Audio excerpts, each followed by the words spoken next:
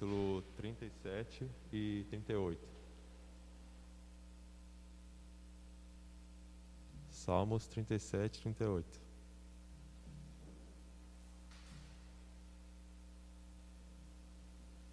Vou pedir para os irmãos ficarem de pé, assim que estiverem achando.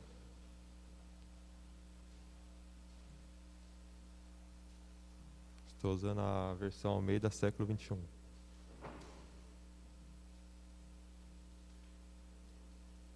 Vamos para a leitura. Capítulo 37 de Salmos. Não te aborreças por causa dos homens maus, nem tenhas inveja dos malfeitores, pois em breve secarão como relva, murcharão como erva verde. Confia no Senhor e faz o bem, assim habitarás na terra e te alimentarás em segurança. Agrada-te também do Senhor, e Ele satisfará o desejo do teu coração. Entrega teu caminho ao Senhor, confia nele, e Ele tudo fará. Fará a tua justiça sobressair, como a luz, e teu direito como o meio-dia. Descansa no Senhor e espera nele. Não te aborreças por causa daquele que prospera em seu caminho, por causa do que trama o mal. Deixa a ira e abandona o furor. Não te aborreças, pois isso só lhe trará o mal, porque os malfeitores serão exterminados, mas os que esperam no Senhor herdarão a terra. Pois dentro de pouco tempo o ímpio não mais existirá. Olharás para onde ele mora, mas ele não estará ali. Mas os humildes herdarão a terra e se deleitarão na plenitude da paz. O ímpio maquina contra o justo e range os dentes contra ele. Mas o Senhor se ri do ímpio, pois vê que o seu dia está chegando. Os ímpios arrancam a espada e preparam o arco para atacar o pobre e o necessitado, para matar os que andam em retidão. Mas a espada deles lhe atravessará o próprio coração, e seus arcos serão quebrados. O pouco que o justo tem vale mais do que as riquezas de muitos ímpios, pois os braços dos ímpios serão quebrados, mas o Senhor sustenta os justos. O Senhor conhece os dias dos íntegros, e a herança deles permanecerá para sempre. Não ficarão frustrados no dia do mal, e se fartarão nos dias da fome. Mas os ímpios perecerão, e os inimigos do Senhor serão como a beleza das pastagens, desaparecerão, sim, como fumaça se desfarão. O ímpio toma emprestado e não paga, mas o justo se compadece e dá, pois os abençoados pelo Senhor darão a terra. Mas os que por ele são amaldiçoados serão exterminados. O Senhor firma os passos dos homens, de cujo caminho se agrada. Ainda que caia, não ficará prostrado, pois o Senhor segura-lhe a mão. Já fui moço e agora estou velho, mas nunca vi o justo desamparado.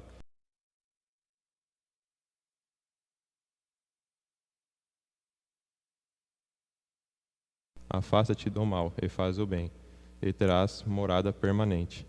Pois o Senhor ama a justiça e não desampara seus santos. Eles serão preservados para sempre, mas a descendência dos ímpios será exterminada. Os justos herdarão a terra e habitarão nela para sempre. A boca do justo profere sabedoria. Sua língua fala o que é reto. A lei do seu Deus está em seu coração. Seus pés não vacilarão. O ímpio espreita o justo e procura matá-lo. O Senhor não deixará mais nas mãos dele, nem o condenará quando for julgado. Espera no Senhor e segue o seu caminho, e ele te exaltará para herdares a terra. E verás quando os ímpios forem exterminados. Vi um ímpio prepotente crescendo como uma árvore nativa.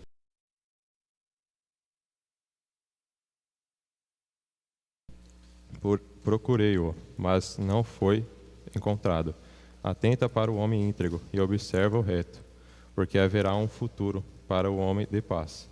Quanto aos transgressores, serão de súbito destruídos, e a prosperidade dos ímpios será exterminada.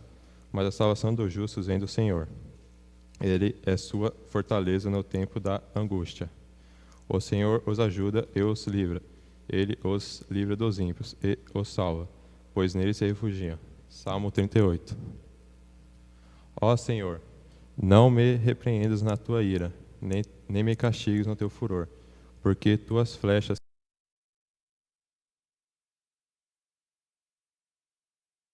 não há no meu corpo parte saudável por causa do meu pecado. Não há saúde em meus ossos, pois meus pecados já me cobriram a cabeça, como carga pesada que eu não posso suportar. Minhas feridas cheiram mal e apodrecem por causa da minha insensatez. Estou cabisbaixo, muito abatido, ando o dia todo a lamentar, pois meu corpo está ardendo e não há nada na minha carne, nada saudável. Estou exausto e esgotado, fico a gemer por causa da minha inquietação. Senhor,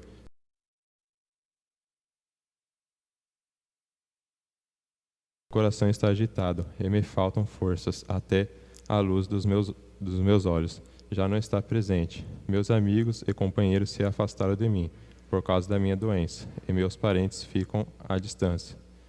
Também os que buscam tirar minha vida preparam armadilhas contra mim, e os que procuram o meu mal dizem coisas prejudiciais, o dia inteiro maquinam traição. Mas eu, fingindo-me de surdo, não ouço, e fico como um mudo que não abre a boca. Assim fico como quem não ouve, em cuja boca não há resposta. Mas, Senhor, espero por ti. Tu, Senhor, meu Deus, responderás. Rogo-te que me ouças, para que eles não riam de mim, e não me menosprezem quando meu pé tropeçar. Pois estou prestes a tropeçar, a minha dor é constante. Confesso minha culpa, entristeço-me por causa do meu coração. Mas meus inimigos são fortes e cheios de vida, e muito me odeiam sem razão. Os que retribuem o bem com o mal são meus adversários, porque eu sigo o que é bom. Ó Senhor, não me desampares, meu Deus, não te afastes de mim. Apressa-te em me ajudar, Senhor, minha salvação. Vamos orar? Obrigado, Senhor Deus, por esse dia. Obrigado por a vida de cada irmão que está presente aqui. Obrigado, Senhor, pela leitura de Salmos. Que a gente possa estar seguindo, Senhor, o caminho do justo, que a gente não tenha inveja do ímpio, que talvez prospere muito mais. Que a gente possa estar confiando em Ti, Senhor, entregando nossa vida em Ti, fazendo o que é certo, correto e seguindo a Tua palavra, Senhor. Nos ajude a cada dia mais nos parecermos com Jesus Cristo e fazer a Tua vontade, Senhor. Obrigado, que o Senhor possa estar abençoando a IBD, abençoando a vida de cada irmão presente aqui. É isso que eu oro e agradeço. Em nome de Jesus, amém.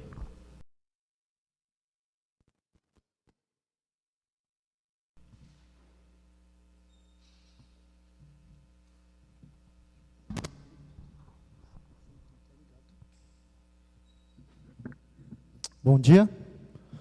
Nós vamos começar cantando essa manhã, ainda de pé, Grande é o Senhor. E quão grande é o nosso Deus, né? Quão grande o Senhor é bom para nós. As misericórdias dele duram para sempre na nossa vida.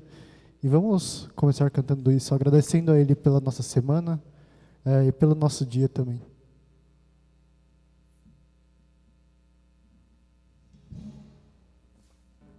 Vamos lá?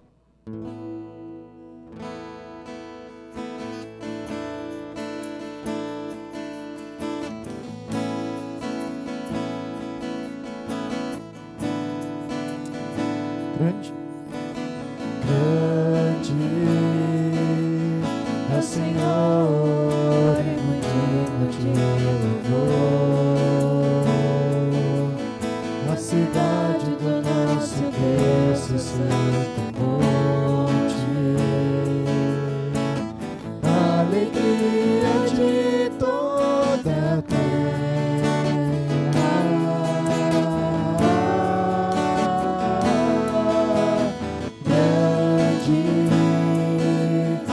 Senhor, em quem nós temos a vitória, e que nos ajuda contra o inimigo. Por isso diante dele nos prostramos,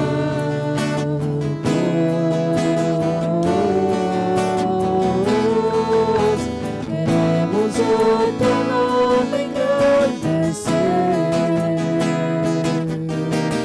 e agradecer-te por tua obra em nossas vidas. Confiamos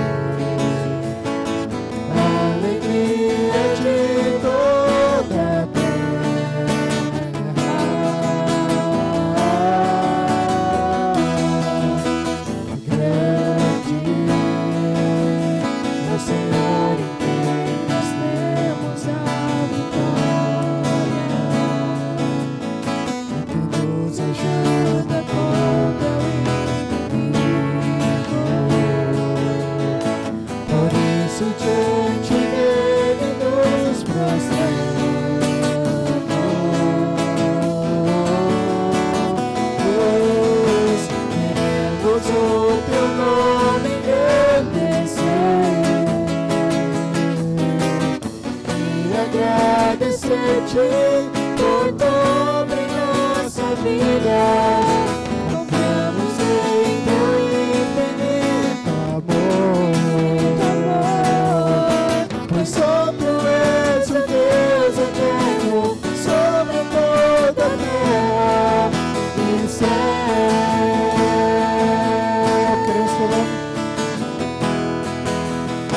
Queremos o teu nome engrandecer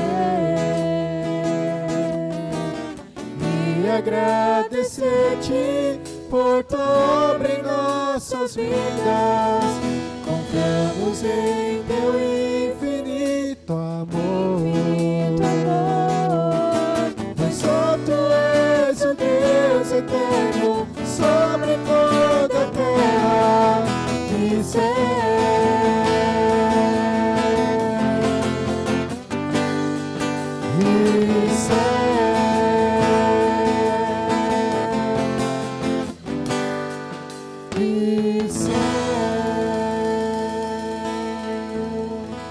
Amém? E ainda nós vamos estar continuando cantando Deus Supremo És.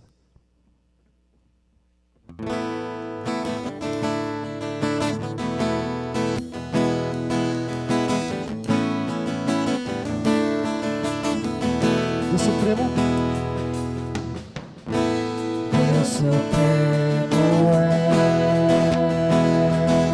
és, soberano em glória, és incomparável, maravilhoso em sua formosura.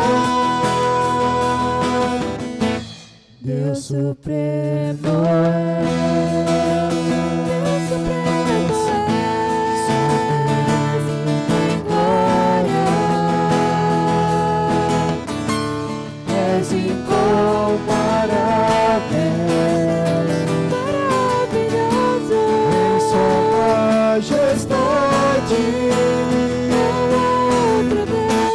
não há outro Deus como Jeová, não há outro Deus além do Senhor, não há no céu, não há na terra, não há no mar, Deus como o Senhor, não há no céu, não há na terra, não há no mar, Deus como o Senhor.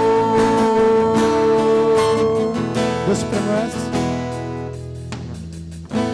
Deus Supremo é, Deus Supremo é, soberano em glória,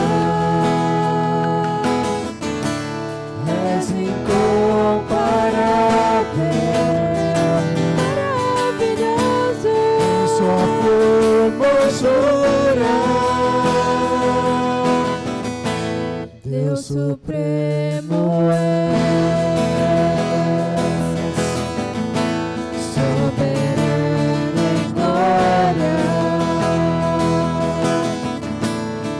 és incomparável, maravilhoso em sua majestade. Não há outro Deus como Jeová, não há outro Deus além do Senhor, não há no céu, não há na terra, não há no mar, Deus como o Senhor, não há no céu, não há na terra, não há no mar, Deus como o Senhor. Amém? Pode se sentar.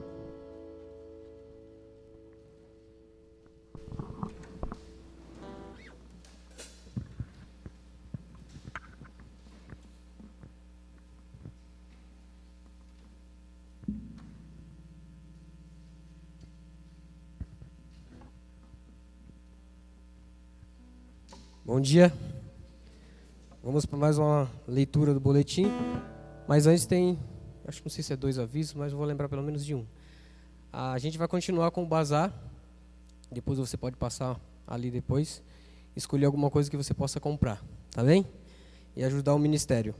Tem um outro aviso. Alguém tinha falado alguma coisa e eu esqueci depois. Ah, tá. O Anthony pede, até hoje, último domingo, depois você passa ali, pega sua ficha e preenche. Se você ainda não fez, por favor, faça ainda hoje. Tá bem? Só isso, Anthony? Ok. Tá todo mundo com o boletim? Tá? Dá um tempo para você que não pegou ainda.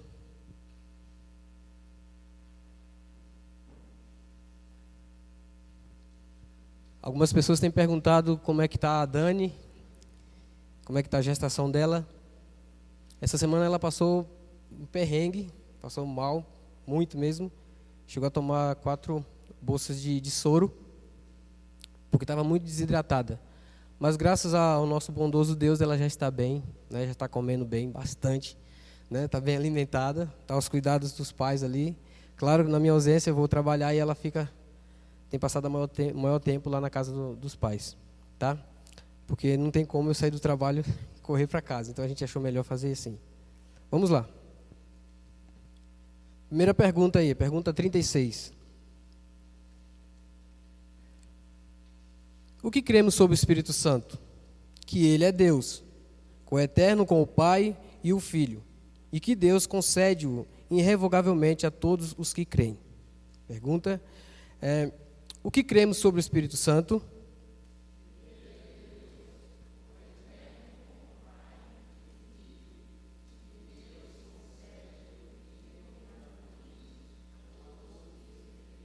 Amém.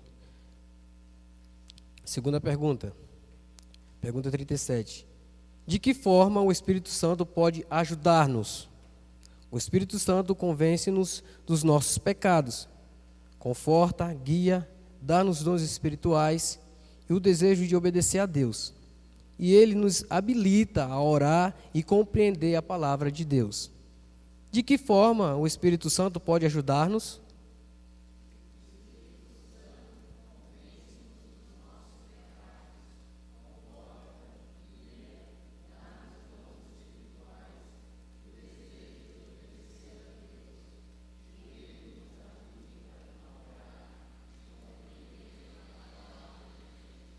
Ok, pergunta às crianças.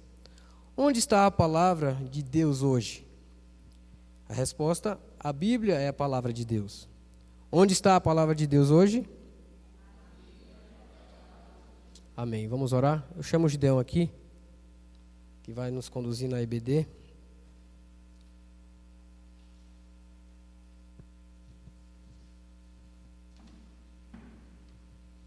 Vamos orar. Querido Pai, obrigado, porque o Senhor mais uma vez nos presenteia, nos dando essa manhã maravilhosa, onde podemos ser instruídos pelo Senhor. Acabamos de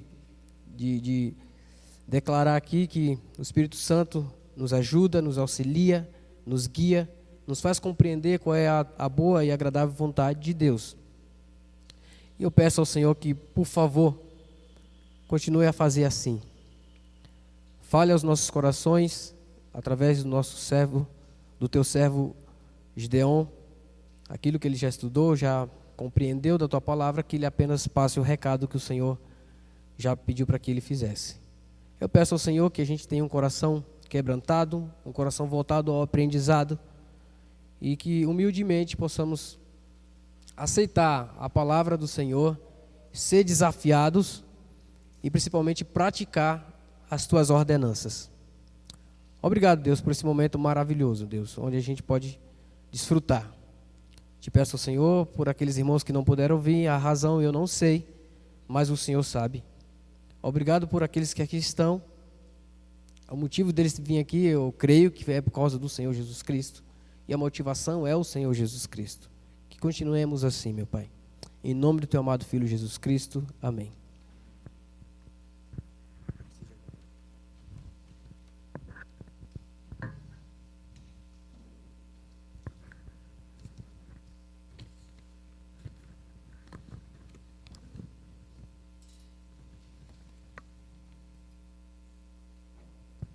Bom dia. O pessoal que está aqui, se quiserem vir um pouquinho mais para cá, também o pessoal que está aqui, para que eu consiga pegar todo mundo de uma tomada só.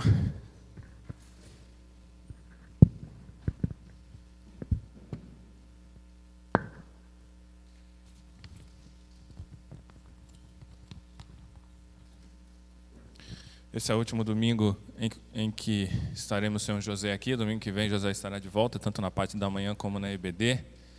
Então, meu calvário aqui está quase acabando e os dos irmãos também. Ontem eu estive com ele e ele está muito bem. Tamires também. Ansioso por estar de volta.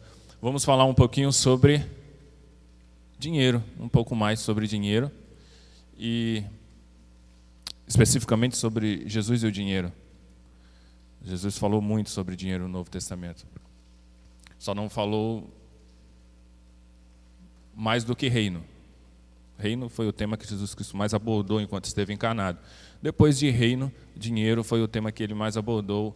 Assim como Paulo, que também falou muito, toda a Escritura fala muito sobre dinheiro, enfim.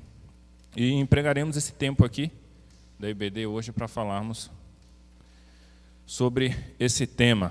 E quero começar já colocando as cartas na mesa para que a gente possa escolher as armas. Lucas capítulo 6, verso 21. Lucas capítulo 6, verso 21.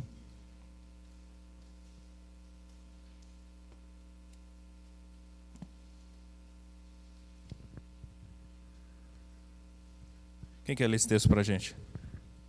Evangelho segundo São Lucas, capítulo 6, verso 20 e 21.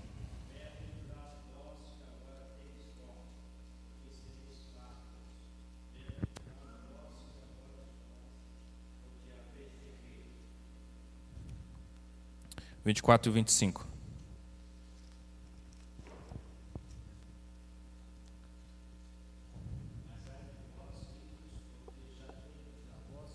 Consolação. Ai de vós os que estáis fartos, porque tereis fome. Ai de vós os que agora rides, porque vos lamentareis e chorareis. Palavras de Jesus. Jesus está com os seus discípulos reunidos e parece que ele se dirige mais especificamente aos seus discípulos, e é uma palavra um pouco incompreendida, um pouco dura. Olhando para os seus discípulos, ele disse, verso 20, bem-aventurados vocês os pobres. Na versão da NVI está assim, bem-aventurados vocês os pobres, pois a vocês pertencem o reino de Deus. Bem-aventurados vocês que agora têm fome, pois serão satisfeitos. Bem-aventurados vocês que agora choram, pois haverão de rir. Mas ai de vocês os ricos, verso 24, pois já receberam sua consolação. Ai de vocês que agora têm fartura, porque passarão fome. Ai de vocês que agora riem, pois haverão de se lamentar e chorar. Palavra de Jesus. E no reino, ele parece que já começa a anunciar um pouco de como será o desdobramento dos ricos, como será os desdobramentos dos pobres. Claro, isso passa pela salvação em Cristo Jesus inevitavelmente. Nós vivemos em uma cultura ocidental e a revelação de Deus foi dada em uma outra cultura, em um outro tempo e com outros valores, com outra visão de mundo. Por isso que para nós hoje aqui no Brasil, com uma cultura ocidental influenciada por muitos pensamentos, pela filosofia grega, pelo pensamento hedonista em busca de prazer, é difícil para a gente compreender esse texto. Ele soa um pouco agressivo, ele soa assim um pouco contraditório, porque é Deus que abençoa, ao mesmo tempo que Jesus Cristo fala tão duro contra os ricos. Soa um pouco incompreendido. E esse é um desafio para a gente, sempre que olhamos para as Escrituras, olhamos para o Novo Testamento principalmente, tentar compreender e tentar entender em que contexto é que essa revelação foi dada, como que o povo vivia e como que é o nosso tempo hoje, como que é os nossos dias, como que nós pensamos a vida e tudo à nossa volta. O mundo é cada vez pior. Somos cada vez mais distantes do que Jesus Cristo foi quando encarnado aqui. Quando eu falo o mundo, eu falo de pessoas. Então, as pessoas estão cada vez piores, cada vez mais distantes de Deus, cada vez mais hostis e vivendo totalmente influenciada pelo diabo, pelo um pensamento diabólico que redunda do pecado, que é desdobramento e que desemboca no pecado. Esse é o nosso mundo. Por isso essa palavra de Jesus é tão agressiva. E aqui eu queria abrir um parênteses sobre o dinheiro e fazer uma pergunta para os irmãos, uma pergunta que vale R$1 milhão, para que a gente consiga depois caminhar um pouquinho sobre o dinheiro e sobre essa relação que Jesus teve com os poderosos, com os ricos, quando ele esteve encarnado aqui. E eu quero começar fazendo uma pergunta, e nós estamos num grupo pequeno, então os irmãos podem falar um pouco mais à vontade hoje. O que foi redimido? O que foi liberto? O que em nós foi afetado no momento da salvação, no momento da conversão? O que é redimido? O que é liberto? O que é afetado? Não em nós, não na eternidade, em conceitos maiores, mas em nós. Em nós. O que foi afetado em nós? Quem quer começar?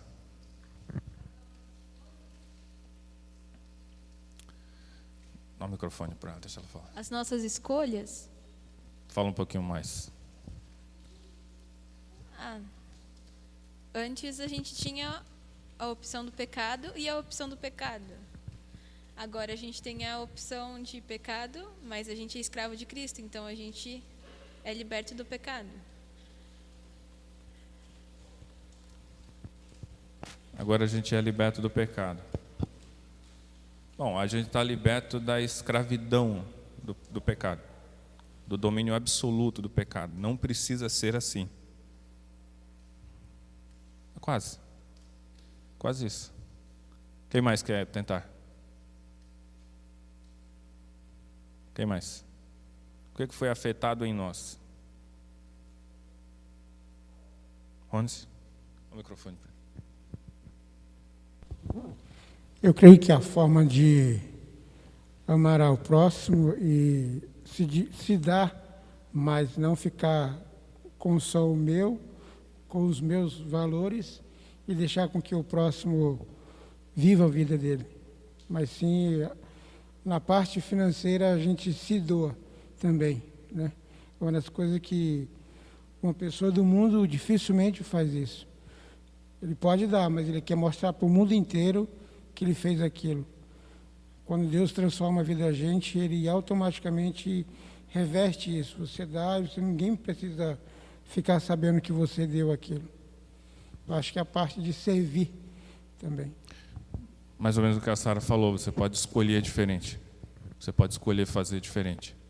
Ok, mas isso fica... Está tudo certo isso. Mas eu queria ser mais objetivo, queria ser um pouquinho mais assertivo.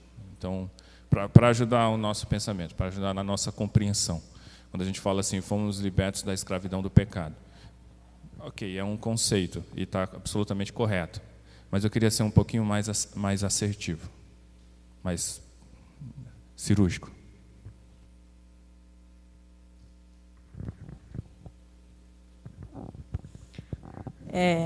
Eu vejo assim que o que mais foi afetado em nós foi o nosso consciente, o nosso entendimento, porque a partir do momento que a gente conheceu a Cristo, o Espírito Santo de Deus nos selou e Ele se responsabilizou de trazer ao nosso consciente quando nós erramos, que antes nós não teríamos essa consciência de saber que nós estávamos errados. Fazia e achava que estava fazendo tudo certo, e hoje não. Se nós disser que fazemos errado e achamos que estamos certos, somos mentirosos, porque o Espírito Santo de Deus ele está ali para nos incomodar. Então, eu acredito que o que mais afetou em nós foi o nosso consciente. Nós fazemos, erramos e pecamos conscientes. Sim, isso também é verdade. Então, no momento que acontece a conversão, nós recebemos o Santo Espírito e tudo passa a ser diferente. estamos dando volta, mas vamos chegar. Quem mais?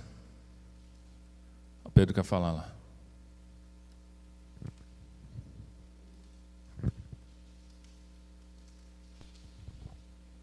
Deixamos de ser escravos de nós mesmos e agora somos escravos de Deus.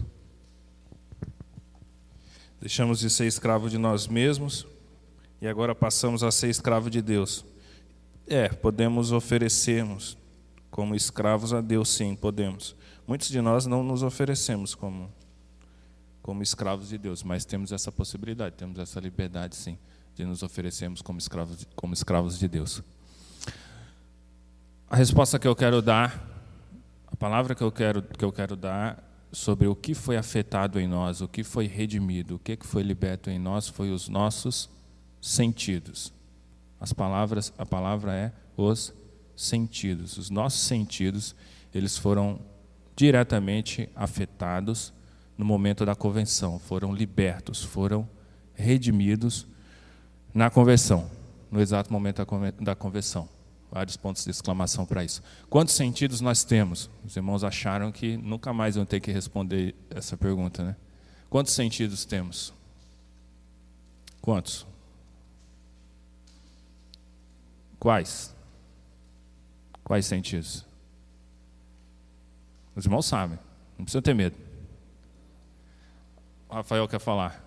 Rafael é professor de ofício.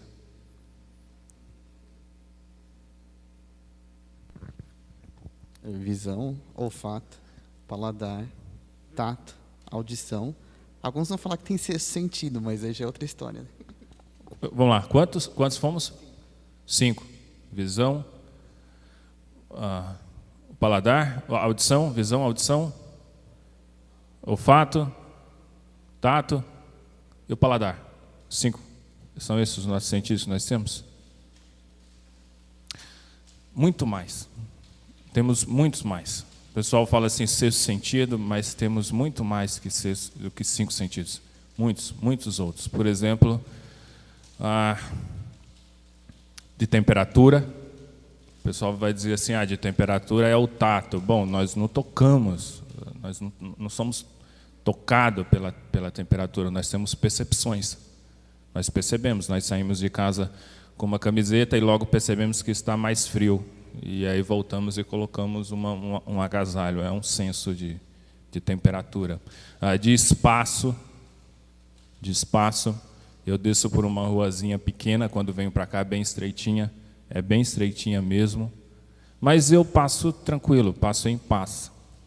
Juliana dá a volta lá por cima, ou ela vem aqui por baixo, porque ela não quer passar na rua estreitinha. Porque ela não tem um bom sentido de espaço. Ela sabe que passa, mas ela não sente segura para passar ali. Ela não tem um bom sentido de espaço, um sentido magnético. Eu falei isso ontem, o pessoal deu risada. Nós temos um sentido magnético de equilíbrio. Há um magnetismo na Terra em que nos dá equilíbrio. Não dá para saber exatamente onde isso está em nós, fisicamente, onde ele está em nós, não há comprovação disso, mas há um senso magnético que nos dá equilíbrio. As aves, por exemplo, por que as aves não se perdem no ar? Elas têm um senso magnético que lhes dá algum tipo de orientação. Os cachorros, quando vão esvaziar o ventre, eles ficam na posição norte-sul. Há um senso magnético nos cachorros, que fazem com que eles se coloquem assim. Então, temos muitos sentidos, muito mais que 5 sentidos. Quando o homem foi criado, ele já foi criado assim. Nós já fomos criados assim, com todos esses sentidos.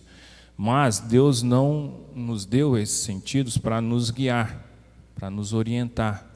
Nós não deveríamos tomar decisões nem fazer escolhas, porque não tínhamos competência para isso, não deveríamos ter e não temos competência para isso. Então, esses sentidos não deveriam nos orientar, não deveriam nos guiar. Deus iria tomar as decisões. Sempre que o homem tivesse alguma escolha a fazer, ele consultaria a Deus, que vinha no cair da tarde conversar com o homem, e esse homem decidiria por Deus. Era assim que funcionava. Mas, quando o homem resolve tomar uma decisão, fazer uma escolha, Ele faz essa escolha baseado no quê? Quem decide por ele? Quem orienta o homem a tomar essa decisão, a fazer essa escolha? Gênesis capítulo 3. Gênesis capítulo 3.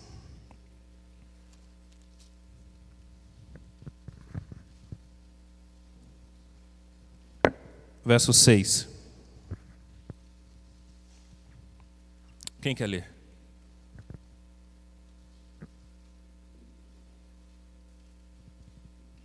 Gênesis capítulo 3, verso 6.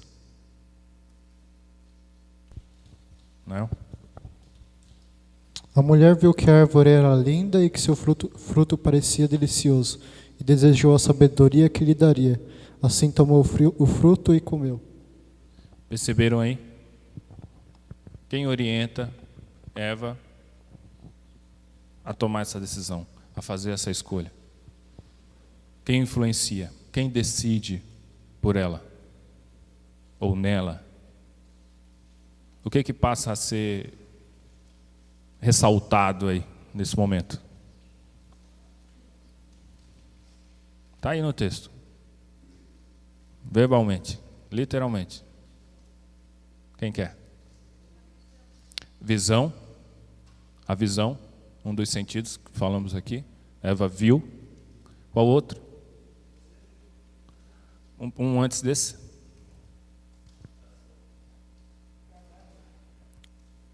Quem falou? Paladar? Não entendi bem. Agradável é o quê? Ao paladar. Ao paladar.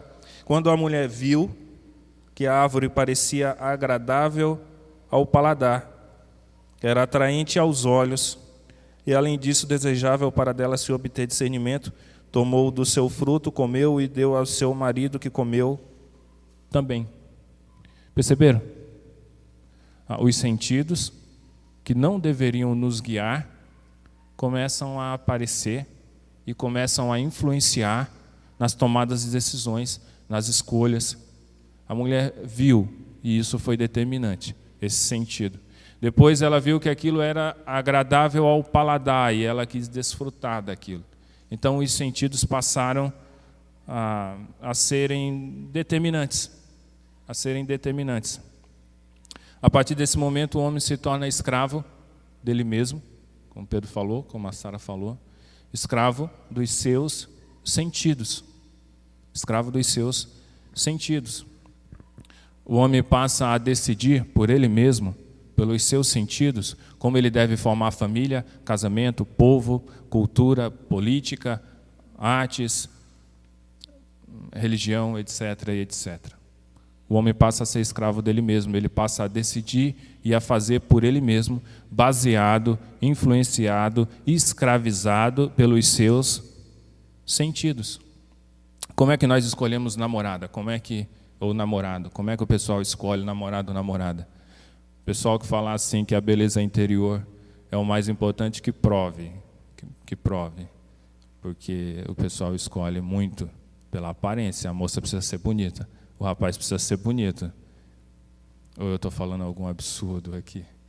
Que se for muito absurdo, que prove. Que prove. Como é que nós escolhemos a roupa?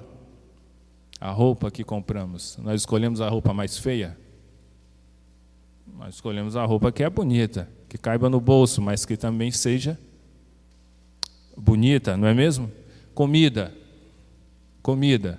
Como é que nós escolhemos a comida? Nós vamos no restaurante, como é que nós escolhemos a comida? A que nos parece o quê? A que nos parece mais gostosa, a que nos parece mais agradável ao paladar. Ao paladar, ou não? Aonde morar, por exemplo? Alguém quer morar num bairro feio? Alguém quer morar num bairro feio? Ninguém quer morar num bairro feio. Só o Ivo Meirelles quer morar num bairro feio. Mas a maioria das pessoas querem morar em lugares bonitos. Ninguém quer morar num bairro feio. Carro, como é que nós escolhemos carro? Nós queremos um carro que seja bonito também. Não só potente, mas também seja bonito. Então, os nossos sentidos estão aí para fazer as escolhas, para tomar as escolhas em nosso lugar. E o que os sentidos procuram? O que os sentidos procuram? O que os nossos sentidos procuram a todo tempo? O que eles querem? Agradável. Outra palavra. Prazer. Mesma coisa. Prazer. Os nossos sentidos querem ter prazer. Prazer. Tudo que eles fazem é procurar prazer, prazer e prazer. Tudo que fazemos é em busca do prazer. O prazer é o motor da vida. Tudo que nós fazemos ou deixamos de fazer, fazemos em busca do prazer. E o prazer é o motor da vida. As pessoas se movem ou não se movem em busca de prazer, ou esperando ter prazer. Por que o diabo não consegue derrubar Jesus na tentação? Quando ele leva Jesus para ser tentado. Vamos ver esse texto? Lucas 4. Lucas capítulo 4. E percebam a estratégia que ele usa, que o diabo usa aqui para tentar Jesus. Lucas capítulo 4, verso de 1 a 13. Quem lê para a gente?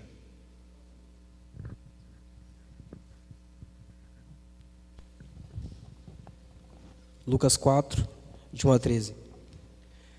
Jesus, cheio do Espírito Santo, voltou do Jordão e foi levado pelo Espírito Santo ao deserto, onde durante 40 dias foi tentado pelo diabo. Não comeu nada durante esses dias, e ao fim deles teve fome.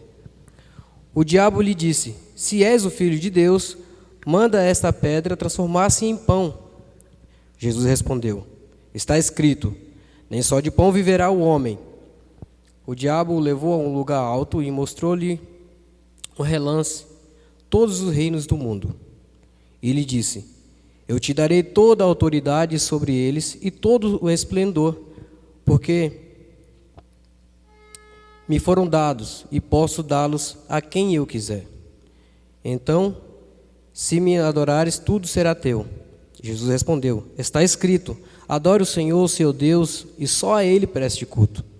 O diabo o levou a Jerusalém, colocou-o na parte mais alta do templo e lhe disse: se és o Filho de Deus, joga-te daqui para baixo, pois está escrito, Ele dará ordem aos seus anjos e a seu respeito para o guardarem. Com as mãos eles o segurarão para que você não tropece em alguma pedra. Jesus respondeu: dito está, não ponha à prova o Senhor, o seu Deus.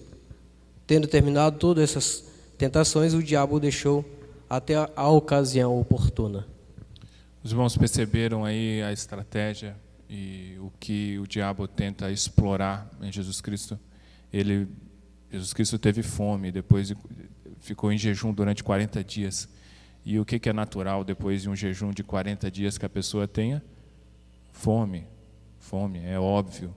E o diabo está atentando para o paladar. Não só para uma questão física, mas também para o paladar. Tudo parece agradável ao paladar quando se está 40 dias sem comer. 2 dias sem comer. Um dia sem comer. Nós não fazemos jejum. Quem sabe algum dia, na Páscoa, façamos algumas horas de jejum. Mas, para quem está com muita fome, qualquer coisa parece agradável ao paladar, e o paladar escraviza qualquer um que esteja com muita fome.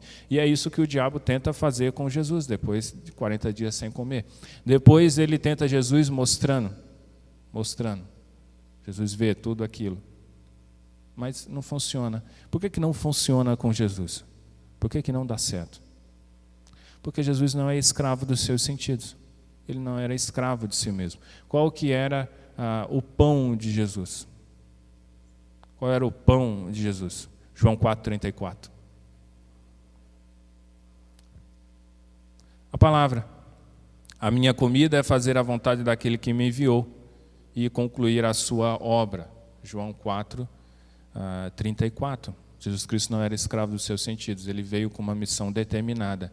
E a comida dele era fazer a vontade do Pai. Ele não era escravo de si mesmo, ele não era escravo dos seus sentidos, por isso essa tentação não funciona com Jesus. Mas o mundo é escravo dos seus sentidos. Nós cristãos, mesmo depois da conversão, mesmo depois de termos os nossos sentidos libertos e redimidos, da escravidão, nós ainda continuamos cedendo e ainda continuamos entregando os membros do nosso corpo à escravidão do pecado, à escravidão dos nossos desejos, dos nossos sentidos. Não é? Paulo esmurrava o próprio corpo, Paulo falava de se disciplinar como um atleta. Tudo isso é fazer morrer o corpo e dar vazão à vontade de Deus, a buscar prazer em obedecer a Deus. Isso é absolutamente possível. Mas por que estamos falando sobre isso? Porque esse parênteses tão grande, isso era para ser uma introdução. Porque o dinheiro, ele nos possibilita muitos prazeres. Muitos prazeres. Muitos prazeres desse mundo é proporcionado pelo dinheiro. Pelo dinheiro. E por isso Jesus Cristo contraria tanto os ricos, por isso Jesus Cristo bate tanto no dinheiro e é tão agressivo com esse assunto. Porque o mundo quer ter prazer aqui. O mundo quer ter um reino onde se possa desfrutar aqui. E Jesus Cristo vem anunciar um reino que não é daqui. Um prazer que não é o mesmo prazer que esse mundo tem para oferecer. Jesus Cristo vem anunciar uma libertação dos sentidos. E as pessoas não querem isso. As pessoas querem desfrutar do prazer que esse mundo tem para oferecer, esse prazer sensorial que muito dele, o dinheiro proporciona. O dinheiro proporciona esse prazer. Então as pessoas querem que o dinheiro lhes dê prazer, porque são escravas dos seus sentidos, querem ter prazer sensorial. E Jesus Cristo vem dizer, não, vocês não estão entendendo. Eu vim anunciar para você um reino que não é daqui. Um prazer que vocês podem ter em servidão e em sujeição a Deus. Não esse prazer sensorial aqui. Agora vocês precisam renovar a mente. E não só saberem que a vontade de Deus é perfeita, mas também desfrutarem dessa vontade de Deus que pode ser boa e que também pode ser agradável. A vontade de Deus também pode ser agradável. Por que é tão difícil para a gente fazer a vontade de Deus? Porque ela não é agradável. A vontade de Deus não é agradável. Ela não é boa. A gente sabe que ela é perfeita. Mas se ela fosse boa e se ela fosse agradável, a gente buscaria e a gente faria naturalmente. Mas ela não nos é boa, ela nos é contrária. Nós queremos desfrutar dos nossos prazeres sensoriais. E a palavra de Deus vem contrário a isso.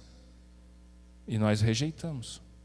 Nós rejeitamos. O que precisamos para poder comprovar que a vontade de Deus é boa e que também é agradável, que é mais doce que o mel, que é mais desejável do que o ouro puro? Precisamos transformar a nossa mente.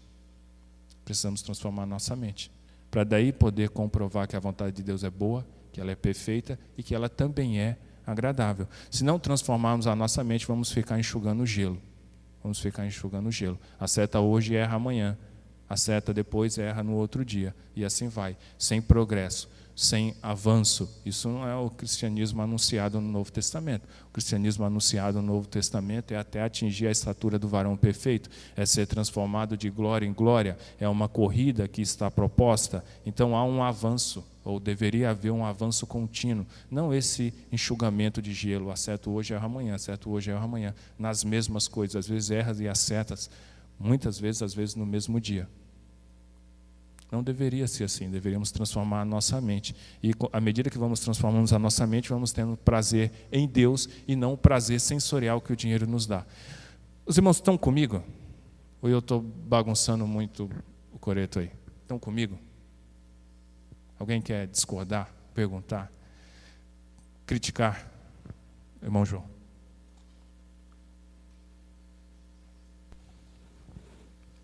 O irmão falou, como a gente está falando de sentidos, né, eu já ouvia falar até o quinto sentido, né?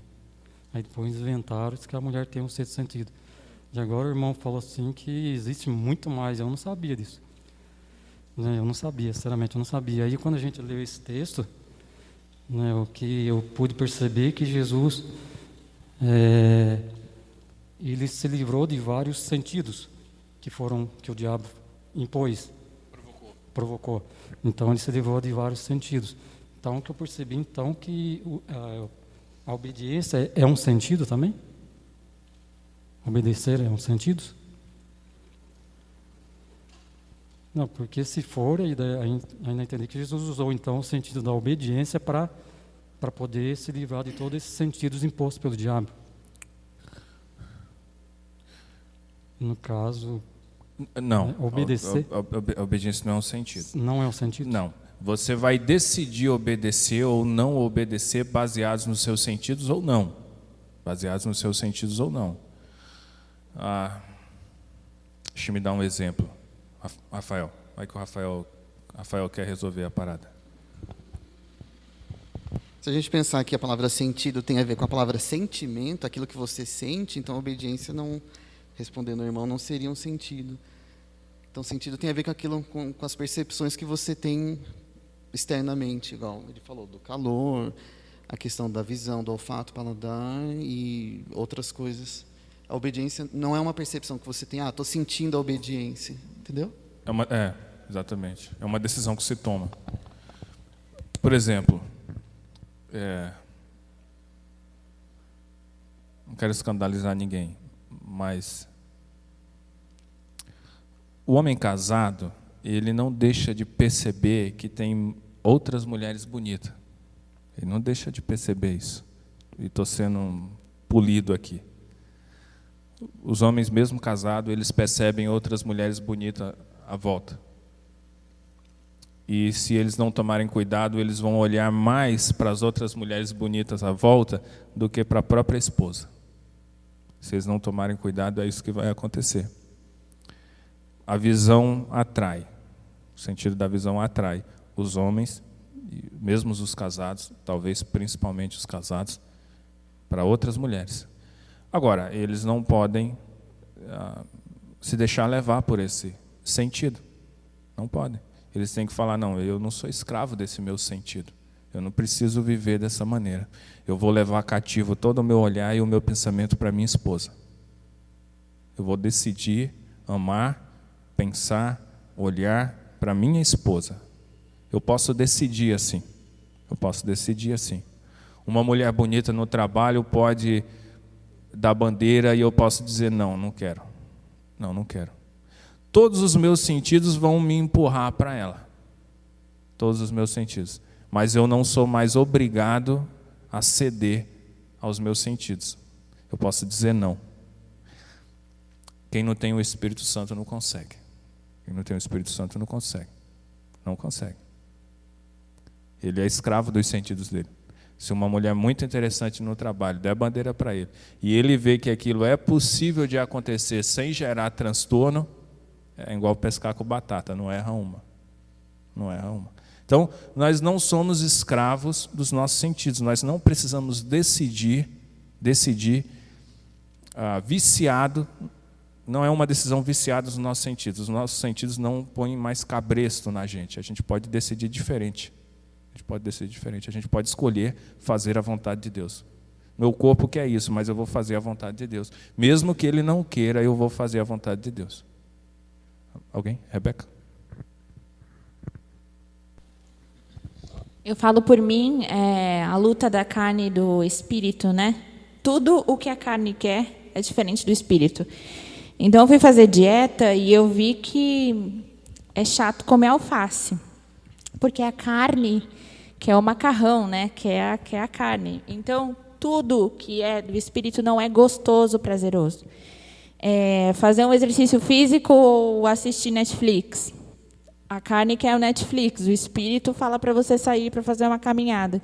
Então, eu tenho sentido na pele, na minha pele, meu marido fala, você não vai dar uma caminhada? Eu falo, nossa, mas está chovendo.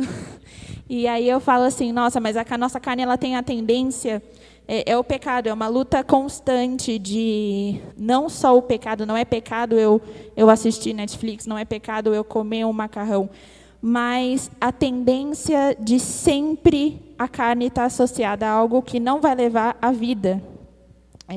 Sempre o pecado. Isso em tudo, não só a alimentação, não só o olhar impuro, não só o desejo de deixar de praticar uma atividade física para assistir um filme, mas se a gente olhar tudo que a carne quer, todos os nossos desejos de prazer, eles trazem algum mal. Eu não digo, não trazem benefício, né? Então, o Espírito, ele leva a gente para a vida. Isso praticamente, dentro do meu dia a dia, eu vejo, se eu caminhasse, se eu comesse direito, se eu lesse mais e deixasse o Netflix, deixasse o macarrão e deixasse a zona de conforto, os benefícios de viver no Espírito são muito maiores do que viver na carne, e isso sem falar espiritualmente, falando do dia a dia normal. Exato. Quando nós falamos da carne, nós estamos falando dessa manifestação de um desejo contrário à vontade de Deus. É um desejo contrário à vontade de Deus. É isso que nós chamamos de carne. O que é essa nossa carne? É esse nosso desejo natural, todo o nosso desejo natural, que é contrário à vontade de Deus. Essa é a nossa carne. E onde que esse desejo contrário à vontade de Deus se manifesta? Nos sentidos. Se manifesta nos nossos sentidos. É lá que a coisa pega, é lá que a coisa acontece. Mais alguém?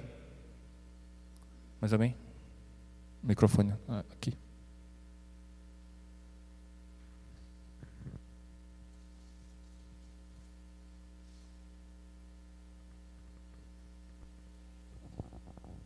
E ouvindo falar assim dos sentidos, o que me vem à mente é que o Senhor Jesus Cristo, ele se preocupou mais em nos advertir sobre dois, são os maiores, que é onde tem o texto que fala que se o teu olho te fizer pecar, arranca e o lança fora. Se a tua mão te fizer pecar, parece que é o apalpar e o olhar, que é os mais que contagia. Eles, a partir da hora que você vê, já vai para o coração, já deseja, já afeta já o corpo, né? E uma vez eu vendo uma ilustração, onde um pregador ele falou assim, que muitos acreditam e dizem, tem esse dito popular, que o peixe morre pela boca. Aí ele falou, hoje eu quero desmentir que o peixe não morre pela boca. Se ele fosse cego, ele não morria, mas a hora que ele vê a isca, é a hora que ele morre, porque ele vai lá e pega. Então ele morre pelo olho, não é pela boca. Sim, isso mesmo. Perceberam? Tudo que fazemos é movido pelo prazer. Nós buscamos o prazer constantemente. Nós queremos o prazer constantemente. Que prazer que é esse? É esse prazer sensorial. Esse prazer que os sentidos nos oferecem. Os sentidos querem ter prazer. E nunca se satisfazem, querem ter mais, e mais, e mais. É um ciclo vicioso de escravidão. É um ciclo vicioso de escravidão. Nós nos tornamos escravos dos nossos sentidos, dessa busca desenfreada por prazer. Eu quero ter mais prazer, e mais prazer, e mais prazer. Por isso que não para em um pecado só. O pecado é uma bola de neve. Ele vai crescendo cada vez mais. Então, não para. Se torna escravo. E Jesus Cristo vem dizer assim, olha, não, vocês não precisam ser escravo do prazer sensorial. Vocês não precisam se renderem a mamon, ao dinheiro, esperando que o dinheiro lhes dê prazer. Não, vocês não podem viver assim. Vocês podem ter prazer em Deus. E vocês devem ter prazer em Deus, em fazer a vontade de Deus, em buscar a servir a Deus. A vontade de Deus pode ser prazerosa, pode ser agradável, pode ser boa, pode ser desejável. É isso que Jesus Cristo vem dizer. E anunciar um reino que não é daqui. Por isso que tem tanto conflito. Por isso que Jesus Cristo bate tanto nos ricos. Os ricos se deitam na riqueza e em todo o prazer que a riqueza pode proporcionar. E não conseguem dividir. E não conseguem desejar mais nada, porque o dinheiro já lhe deu tudo. E aí ouve-se uma voz que diz, louco, você é louco. Hoje mesmo se pedir a tua alma, para quem vai ficar tudo isso? O rico acha que pode deitar na sua riqueza e desfrutar de todo o prazer. de todo prazer. Mas lá no fundo ele tem um vazio e vai ver que correu atrás do vento. Geralmente quando se percebe isso já é tarde demais. Já é tarde demais. E por isso Jesus Cristo bate tanto, por isso há tanto conflito com os ricos. Por isso esse texto faz todo o sentido. Qual foi o texto mesmo que vimos, o primeiro?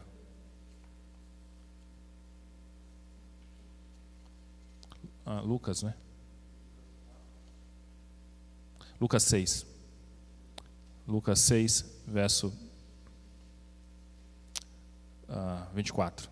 Mas ai de vocês ricos, pois já receberam sua consolação. Ai de vocês que agora têm fartura, porque passarão fome.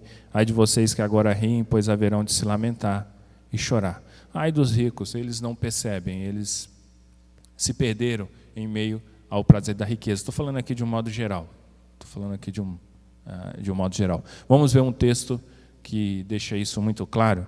Vamos ver 3 passagens, na verdade. A primeira, Lucas 18, verso 18 a 30. Lucas 18, verso 18 a 30.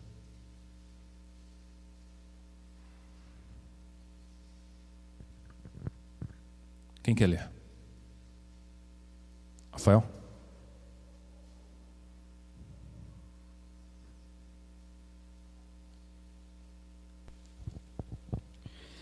Versículo 18 a 30. Certo homem de posição perguntou-lhe: Bom mestre, que farei para herdar a vida eterna? Respondeu-lhe Jesus: Por que me chamas bom? Ninguém é bom senão um, que é Deus.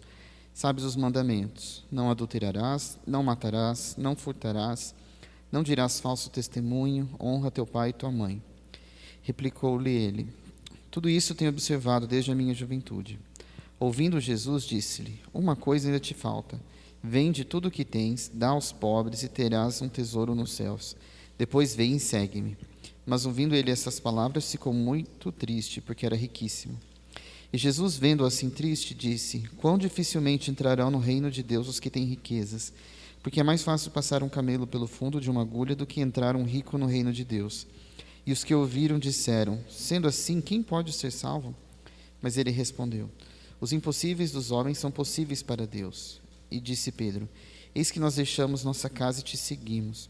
Respondeu-lhe Jesus: Em verdade vos digo que ninguém há que tenha deixado casa, ou mulher, ou irmãos, ou pais, ou filhos, por causa do reino de Deus, que não receba no presente muitas vezes mais, e no mundo por vir a vida eterna. Essa fala de Jesus é autoexplicativa. Como é difícil aos ricos entrar no reino de Deus. De fato, é mais fácil passar um camelo pelo fundo de uma agulha do que um rico entrar no reino de Deus. Esse homem aqui, esse jovem rico, era um idiota completo. Era um idiota completo. Ele procura Jesus querendo aprovação. Ele procura Jesus querendo reconhecimento pelo seu comportamento, pela sua religiosidade. Ele dava o dízimo certinho e calculava 10% certinho. E Jesus percebe que é isso que ele está querendo, reconhecimento, aprovação.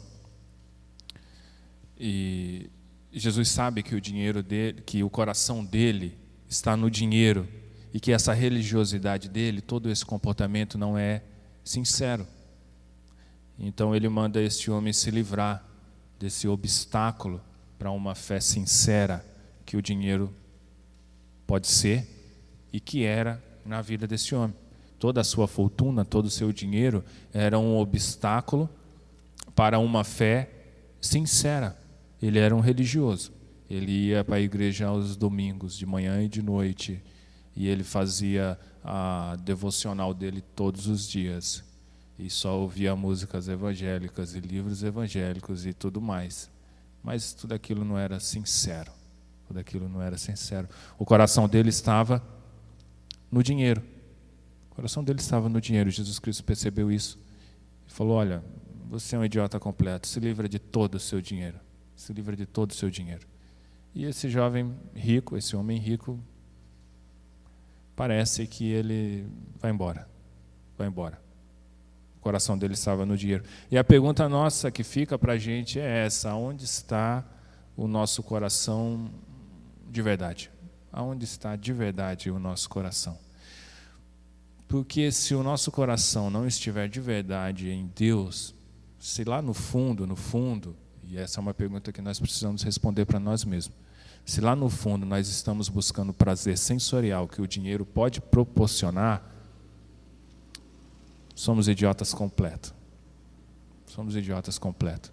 Estamos enganando a nós mesmos. A nós mesmos, porque a Deus não dá. Deus percebe onde está o nosso coração. Por que a gente faz as coisas? Por que a gente deixa de fazer as coisas? Se é em busca de um prazer sensorial que não é de Deus, somos um idiota completo. Vamos ver um outro texto, Lucas 19, de 1 a 10. Quem lê esse? Lucas 19, de 1 a 10.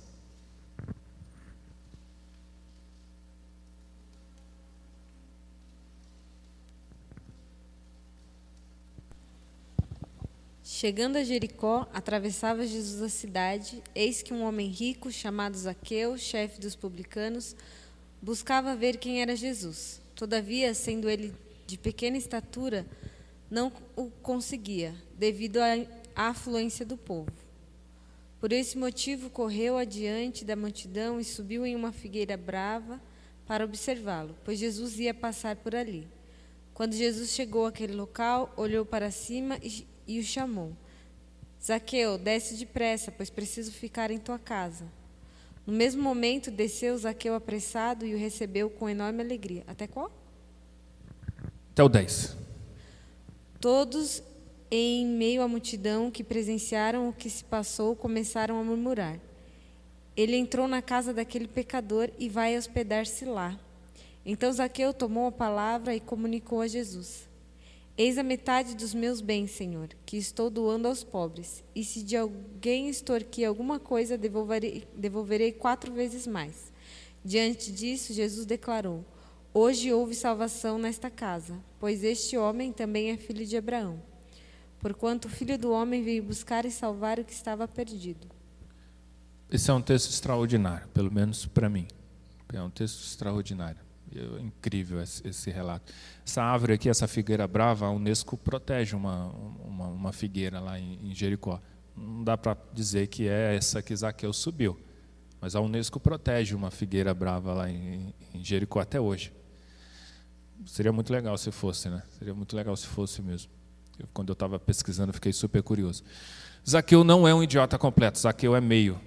O jovem rico, eu tinha que dar todo o dinheiro aos pobres. Zaqueu só dá metade. Zaqueu é meio idiota. Mas não por isso é um texto extraordinário. Eu fico tentando imaginar isso aqui. Zaqueu não era tonto, Zaqueu ele era esperto. Senão ele não seria chefe dos outros cobradores de impostos. Um baixinho, esperto, chefe dos outros, que sobe numa árvore. Fico tentando imaginar uma cena como essa, um homem adulto, responsável por um pequeno negócio, subindo numa árvore para tentar ver Jesus, porque era baixinho, um negócio assim meio de criança, não é? Um negócio meio tonto, mas Zaqueu não está nem aí. Zaqueu sobe na árvore para ver Jesus. E incrível, Jesus percebe Zaqueu e fala: eu vou ficar na sua casa. Jesus Cristo poderia ficar em qualquer outra casa, menos na de Zaqueu. Menos na de Zaqueu. Zaqueu era um traidor, Zaqueu cobrava imposto do seu próprio povo a mando de Roma. Não era o lugar de Jesus passar, e Jesus decide ir ficar com Zaqueu. E eu acho extraordinário essa fala quando Jesus disse: hoje entrou salvação nessa casa. Quando Zaqueu diz: olha, eu vou restituir 4 vezes mais quem eu roubei, quem eu estou aqui. E o que sobrar dessa restituição que eu vou fazer, eu vou dar metade para os pobres. E então Jesus disse: olha, hoje houve salvação nessa casa. Nem sempre a equação é essa. Mas nesse caso aqui foi. Aonde entra a salvação, deve entrar também justiça. E deve entrar também generosidade. Um crente que não busca a justiça, um crente que não busca ser generoso. É esquisito. É esquisito. Parece que não entendeu muito bem. Zaqueu entendeu de imediato. Zaqueu entendeu de imediato. Eu preciso restituir. Eu preciso ser justo. E eu vou além do que é justo. Eu vou dar 4 vezes mais para quem eu roubei.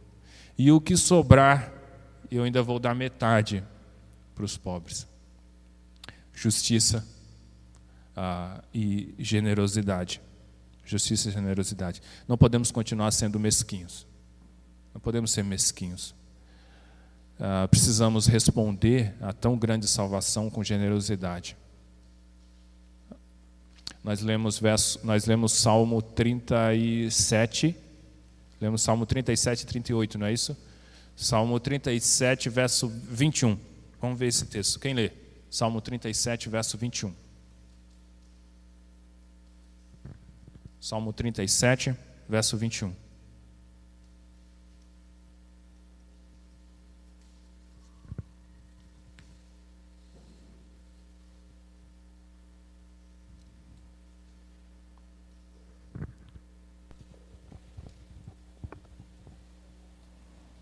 O perverso toma emprestado e nunca paga, mas o justo dá com generosidade. Mais uma vez. O perverso toma emprestado e nunca paga, mas o justo dá com generosidade. O justo dá e dá com generosidade. O justo dá e dá com generosidade. Precisamos descobrir o que é generosidade. Precisamos descobrir o que é generosidade. Não podemos ficar brigando por troco no mercado. Não tem troco e, bom, 50 centavos. Não, você tem que me dar os meus 50 centavos, é o meu troco.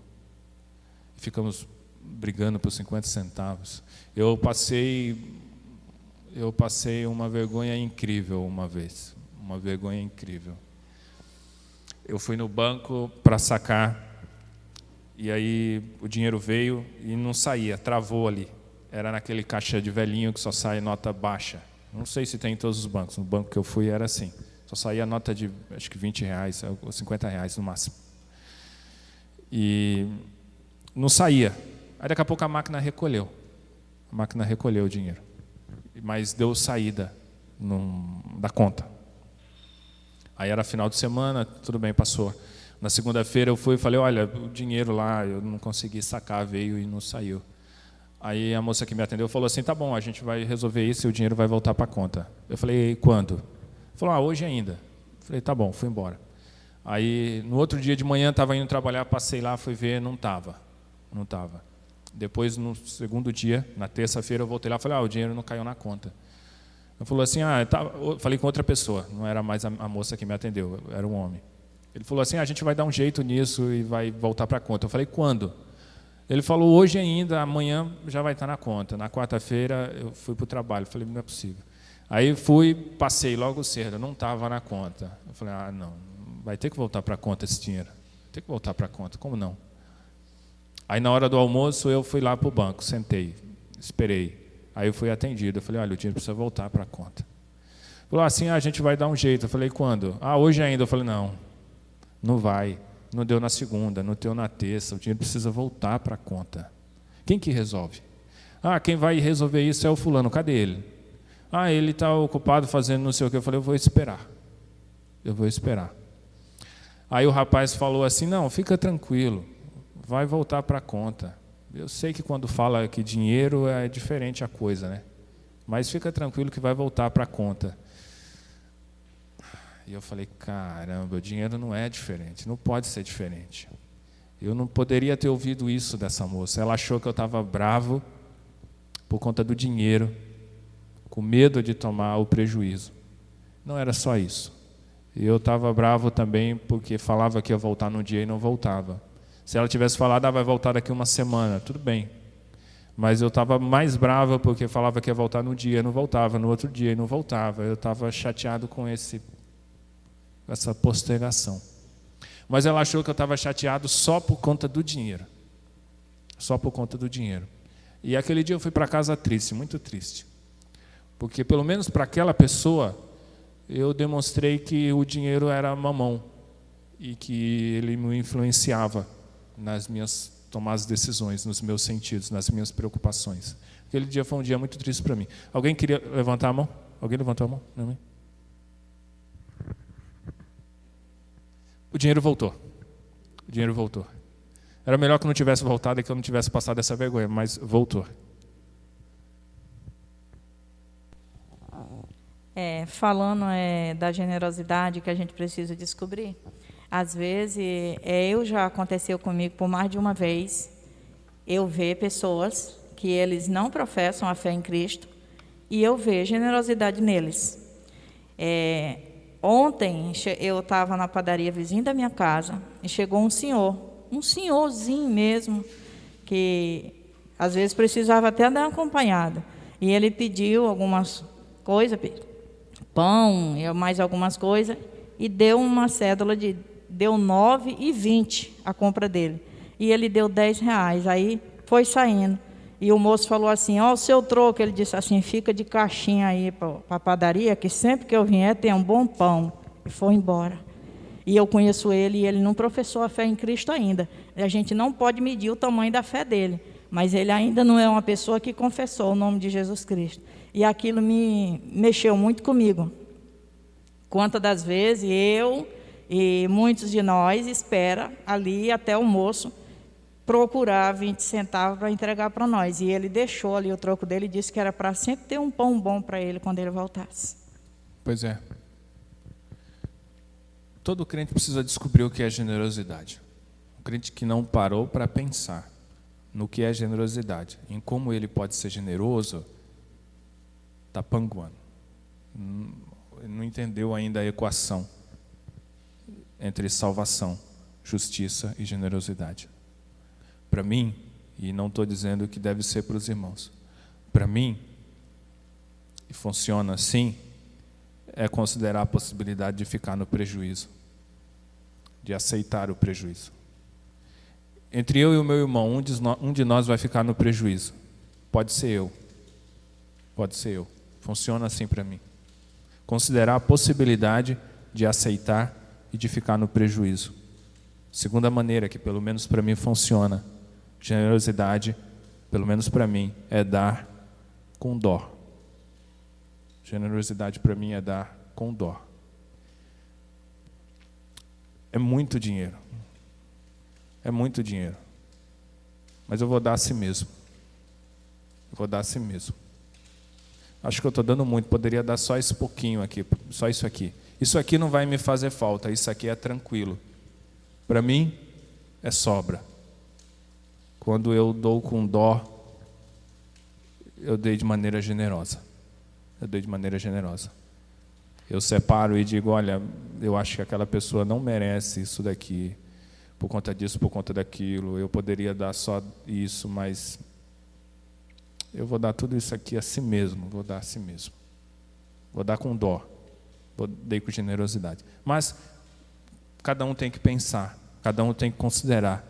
Calcular também. O que é ser generoso. O que é dar com generosidade. O que é ser justo. Justo. Zaqueu entendeu isso. E nesse momento houve salvação, entrou salvação nessa casa. É um texto extraordinário. Mas temos mais um. Alguém quer comentar, perguntar? Dou-lhe uma, dou-lhe duas. Lucas 19, de 1 a 10 já vimos. Vamos ver por fim Mateus 6, de 19 a 24.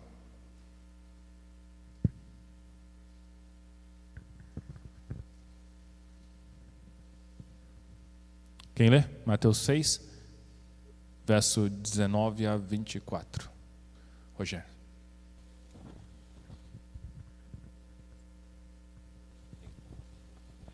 Não acumuleis para vós outros tesouros sobre a terra, onde a traça e a ferrugem corroem, e onde ladrões escavam e roubam. Mas ajuntai para vós outros tesouros no céu, onde traça nem ferrugem corrói, e onde ladrões não escavam nem roubam. Porque onde está o teu tesouro, aí estará também o teu coração. São os olhos a lâmpada do corpo. Se os teus olhos forem bons, todo o teu corpo será luminoso. Se, porém, os teus olhos forem maus, todo o teu corpo estará em trevas. Portanto, caso a luz que há em ti seja trevas, que grandes trevas serão. Ninguém pode servir a dois senhores, porque ou há de aborrecer-se de um e amar ao outro, ou se devotará a um e desprezará o outro. Não podeis servir a Deus e às riquezas. Não podeis servir a Deus e às riquezas. E a palavra aqui é mamon. Mamon. No grego, mamon. Não gosto de ficar citando esse negócio do grego, do hebraico, porque é como roupa de baixo, todo mundo precisa ter, mas ninguém precisa ver. Mas nesse caso aqui é importante. Mamon. Não podeis servir a Deus e a mamon. Daniel, semana passada, ele falou assim que o dinheiro em si, assim como a política em si, assim como a comida sacrificada ao ídolo, a comida em si, não é nada. Não é nada. Depende muito da relação que você tem com aquilo, com o objeto em si. Esse texto é um pouquinho diferente disso. É um pouquinho diferente disso. Jesus Cristo está personalizando, personificando o dinheiro. O dinheiro aqui é um Deus rival, é um ídolo. É um ídolo. Ou você serve a Deus, ou você serve ao dinheiro. Ou você se oferece como escravo a Deus, ou você se sujeita à escravidão do dinheiro. O dinheiro quer dominar, quer escravizar, quer roubar tudo que Deus tem para você, tudo que Deus tem para fazer. Nesse texto, o dinheiro em si é retratado como um Deus rival, que não dá para servir a Deus e ao dinheiro. Quem ama os prazeres deste mundo, quem ama os prazeres sensoriais que o dinheiro pode oferecer, o amor do Pai não está nele, ou o amor ao Pai não está nele. O amor ao Pai não está nele. Não dá para servir a Deus e ao dinheiro. E essa é a pergunta que precisamos responder. A quem temos servido? O que me motiva a sair para trabalhar, para estudar, para negociar, quando vou comprar, quando vou vender, o que eu estou buscando? Lucro, lucro, lucro, prazer, numa vida plena aqui e agora. Se é só isso, é mamon. O meu Deus é mamon. E o dinheiro se tornou um Deus para mim, um ídolo. Se não é só isso, então talvez você possa sondar o seu coração e se oferecer a Deus como escravo. Se oferecer a Deus em sujeição. Deus nos dá muitas coisas e Deus nos dá dinheiro também. E Ele nos dá dinheiro para a nossa própria satisfação também. Mas não podemos nos escravizar ao dinheiro e ao que Ele proporciona. A gente já está quase terminando. Alguém tem alguma pergunta? Comentário? Alguém? Termino dizendo que Jesus Cristo não foi muito simpático. Não foi muito simpático ao dinheiro. Não foi. Os irmãos podem facilmente verificar isso lendo o Novo Testamento, lendo os Evangelhos. Jesus Cristo não foi muito simpático ao dinheiro. Não foi muito gentil com os ricos. Jesus sempre se colocou ao lado do pobre. Sempre se colocou ao lado de um pobre. Está certo que ele foi ungido 2 vezes. Que ele teve relações também com ricos e que desfrutou também de ricos. Mulheres ricas financiaram trabalhos missionários. Tudo isso é verdade.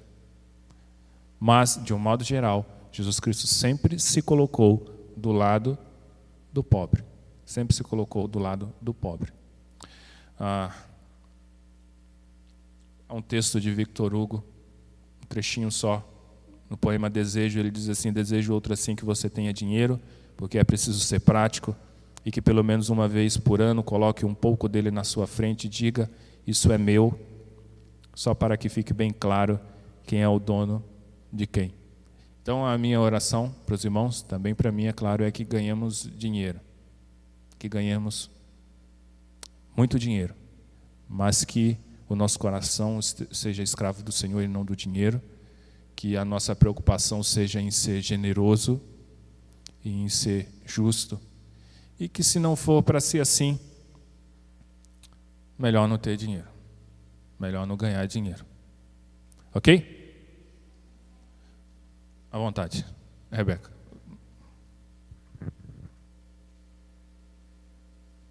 Já está terminando, mas é só uma pergunta. Na minha percepção, assim, eu queria saber sua opinião e o porquê você acha da dificuldade do cristão no contexto geral, não nós aqui falando, mas também pode ser que se aplique a nós. A pergunta é: por que o cristão tem dificuldade de ser generoso? E em outras esferas da sociedade, a gente vê a generosidade mais forte. Tipo, os maçons que se ajudam, os espíritas, os judeus, enfim. As outras irmandades, né, os outros vínculos sociais, que eles não podem ver um irmão desempregado. Eles não podem ver irmão passando fome, eles têm que ver todo mundo junto, comendo junto, vivendo junto. Não vivendo junto, né, na mesma casa, mas vivendo uma vida digna, né? Eu queria saber a sua opinião, o que você pensa, ou o que a Bíblia fala, não sei. Por que a gente tem essa dificuldade, a gente não se compadece a ponto de a gente falar, vou orar por você, e só. Queria saber isso.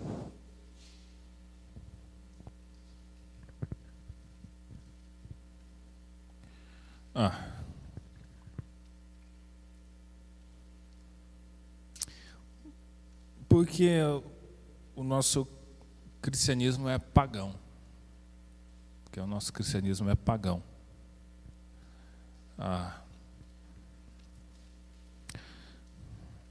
No cristianismo não deveria ter o outro.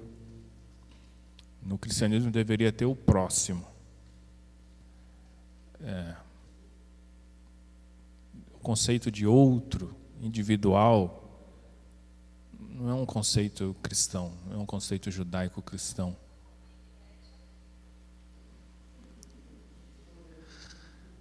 Então, o nosso cristianismo é de um modo geral, pagão. Para nossa vergonha, ele é pagão. Ele é hedonista. Ele é humanista. Não deveria ser assim, né? Não precisa ser assim. É uma vergonha para a gente que seja assim. É uma vergonha.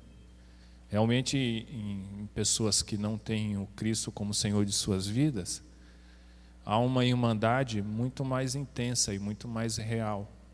Muito mais real. Eu deixei de trabalhar para uma arquiteta porque ela conheceu um outro pintor que está iniciando na Testemunho de Jeová. Está iniciando outro rapaz. Não domina a profissão, mas isso não importa para ela, porque é alguém que está iniciando na religião deles. Então eu sobrei nessa equação aí. O meu trabalho é muito melhor do que o dele, mas isso não importa, eu sobrei nessa equação. E ela está certa. Ela está certa. Então, o que é que os crentes falam assim? Eu não quero saber de trabalhar com crente, porque eu já tive experiências ruins com crente. Na hora de contratar alguém, eu vou contratar alguém que não é crente. Vou dar dinheiro para quem... Vou pagar para alguém que não é crente, porque eu já tive experiências ruins com crente. Uma vergonha. Uma vergonha. O nosso cristianismo, ele é pagão. Incrivelmente pagão. A Sara quer falar? Alguém já tem um microfone? Depois a Sara. Rafael. Se complementar o que o Gideon colocou, acho que passa também pela visão que a gente tem de igreja, que a gente entende igreja como essas duas reuniões que a gente tem domingo de manhã, domingo à noite, eventualmente tiver alguma programação durante a semana, Então, isso se resume a ser igreja, e comunhão é o sorriso que você dá no estacionamento quando você está entrando. Acho que iria até um pouco mais abaixo, Rebeca, não só na questão de se ajudar, mas na questão de quantas vezes a gente, durante a semana, procura entrar em contato com os irmãos para saber, tá tudo bem, como é que você está, não sei o quê. Pelo simples fato de que nós compartilhamos da mesma fé, a gente não faz isso. Então, a nossa visão, e complementando o que ele falou, né, de nosso cristianismo é pagão, a nossa visão de igreja está muito aquém daquilo que você olha em Atos, em que as pessoas tinham tudo em comum, compartilhavam pão, estavam juntos todo dia, não sei o quê. Então, já tive experiências de gente, tipo, de crente me vendo na rua e atravessando a rua para não ter que se dar o trabalho de cumprimentar. Aí você fala, não aqui, fiquem sossegados, irmãos. E aí você pensa, tipo, tá, então, onde está a igreja, né?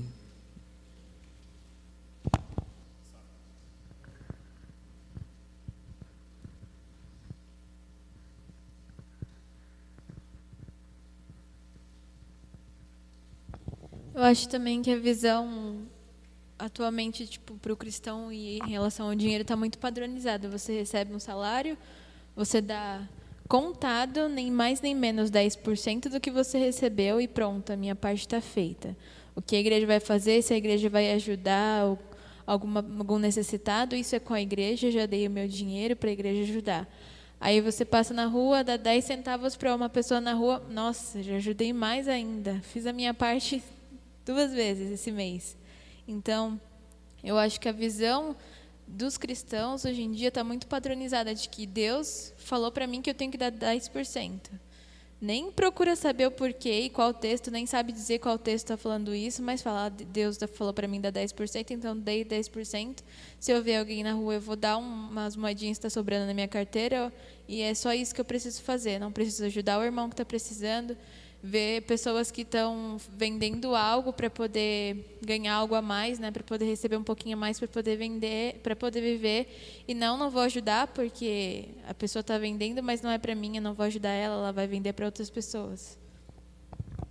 Exato, e isso é terrível, porque quem faz a sua parte espera que o outro faça a dele. E quem espera que o outro faça a parte dele se torna credor do outro. Então, não só eu me torno indiferente à necessidade do outro que continua, como eu me torno credor dos meus irmãos, porque não fizeram a parte dele ainda. Então, eu já contribuí na igreja, eu fiz a minha parte. Os irmãos que façam a dele, porque eu já fiz a minha parte. Então, não só me torno insensível à necessidade, que continua, como eu me torno credor do meu irmão. É terrível. Então, Rebeca, é uma vergonha para a gente, mas a gente tem que admitir que o nosso cristianismo ele é pagão, que não entendemos muito bem a ideia de irmandade, de corpo, de família, de generosidade. Então, o outro para mim é problema dele, não é? O outro para mim é problema dele. Então, para nossa vergonha é assim. Não precisa ser assim. A igreja do Jardim Imperial aqui não precisa ser assim. Nós podemos ser diferente, podemos fazer diferente, podemos buscar um denominador comum do que é ser generoso, do que é ser família, do que é ser irmão.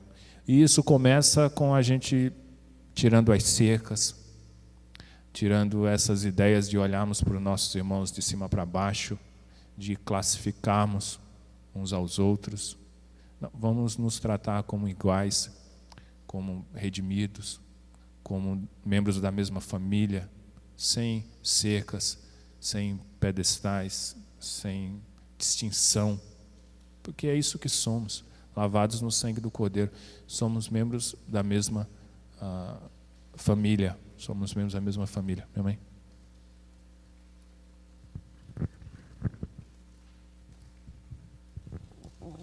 É só uma pergunta. Como que você vê e como que muitos aqui podem verem, será que o orgulho, muitas das vezes, atrapalha nessa área?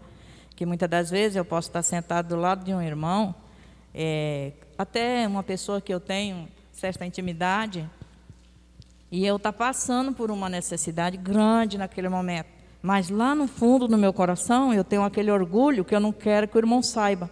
E daquela forma, eu estou impedindo que o irmão desenvolva a generosidade dele e ele demonstre amor por mim. Eu me fecho e eu não falo que eu estou passando por aquilo.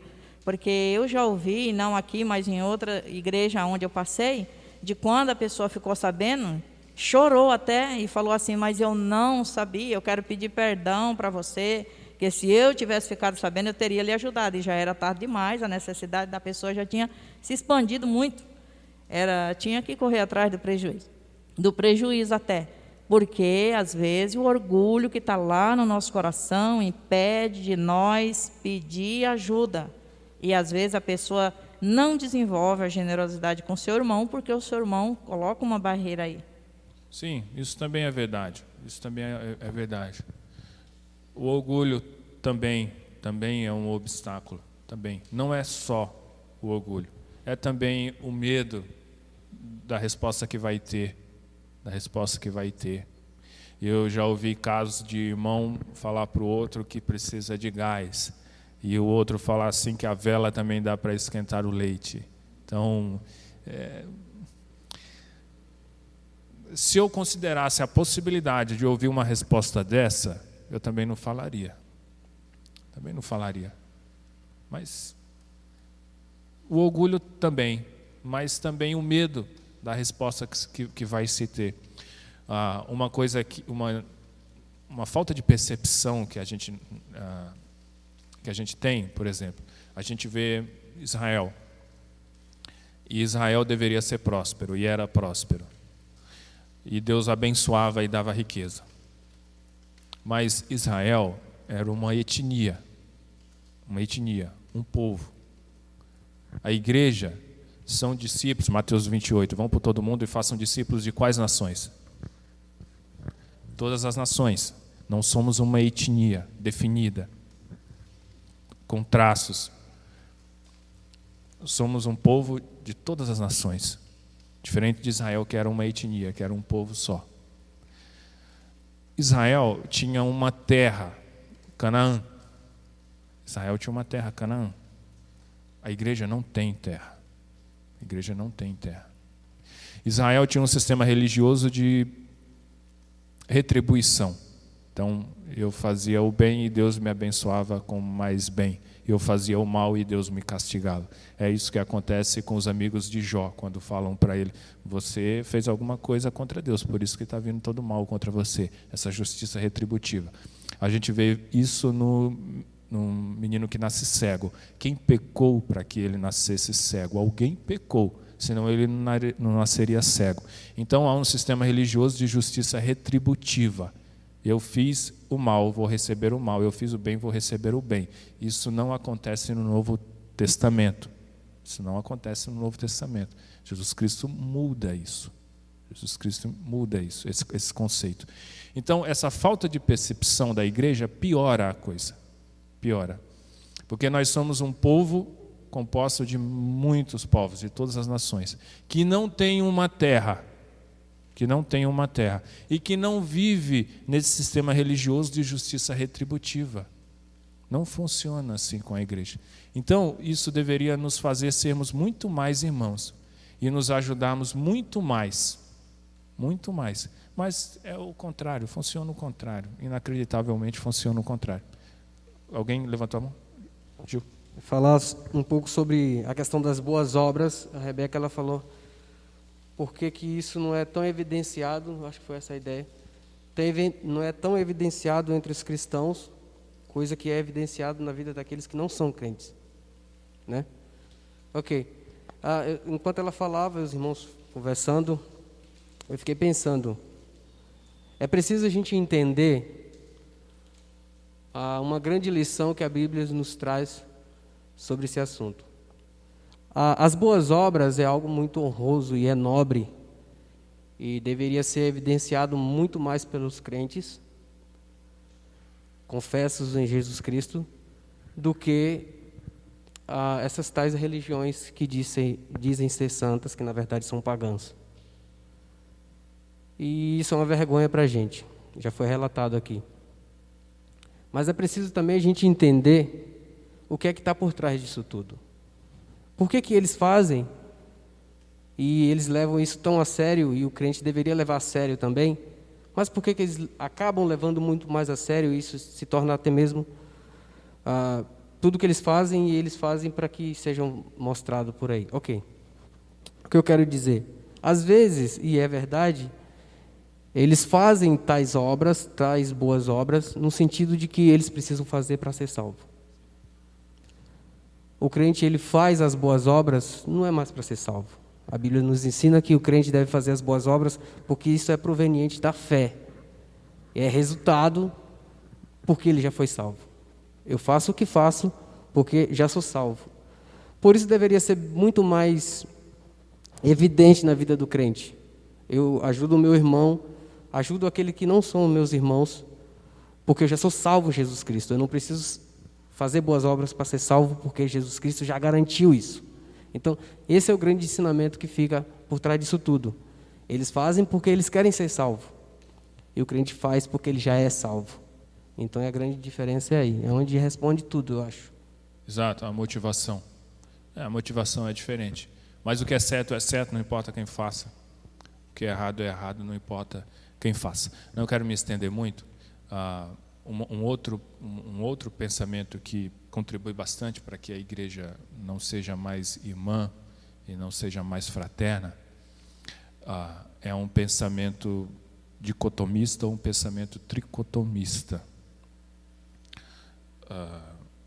que absurdamente as igrejas continuam ensinando, os seminários continuam ensinando, e é matéria de teologia sistemática para todo pastor que procura um seminário para estudar esse pensamento dicotomista e esse pensamento tricotomista, em que o ser humano é composto por duas partes ou pelo menos por três partes. Isso não existe. O ser humano que Deus fez é uma coisa só, é uma unidade. Ele não é formado por duas ou por três partes. Filosofia grega, Platão, Aristóteles, é que vem com esse pensamento de que o homem é composto por duas ou por três partes. E a igreja bebe isso, de que o homem é composto por duas ou por três partes, e escolhe uma parte para cuidar. Escolhe uma parte para cuidar. O homem tem uma necessidade espiritual gigantesca que só Jesus Cristo pode suprir. Mas esse homem que tem essa necessidade gigantesca, que só Jesus Cristo pode suprir, ele é uma unidade que também tem outras necessidades. Então a igreja poderia levar o evangelho todo para o homem todo, mas ela escolhe uma parte do homem para cuidar e deixa que o Estado cuide da outra, que o outro se vire. Ele precisa da palavra de Deus. Vamos anunciar a palavra de Deus. Ele precisa comer, precisa de moradia, precisa de assistência médica. Bom, o Estado que cuide disso. Nós vamos cuidar só dessa parte aqui. Um pensamento dicotomista, um pensamento tricotomista, que não é bíblico. Não é bíblico, já adianto que não é bíblico, embora o Novo Testamento use os termos, porque essa é a linguagem da época. Esse não é o pensamento bíblico. O homem que Deus fez é um ser só, é uma unidade.